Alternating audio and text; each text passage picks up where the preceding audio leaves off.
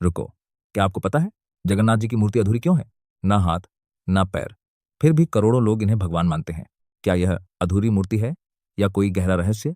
कहा जाता है कि यह कोई साधारण मूर्ति नहीं, बल्कि भगवान श्री कृष्ण का सबसे रहस्यमय रूप है।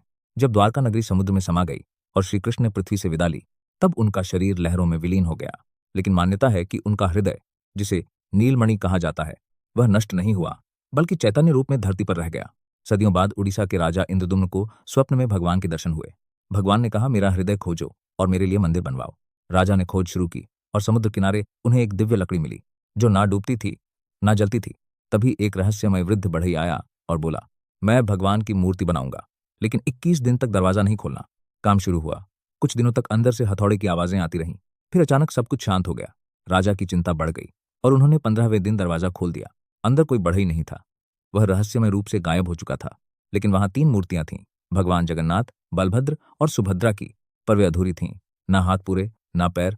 तभी आकाशवाणी हुई, राजन, यही मेरा सबसे प्रिय रूप है, यही मेरा पूर्ण स्वरूप है।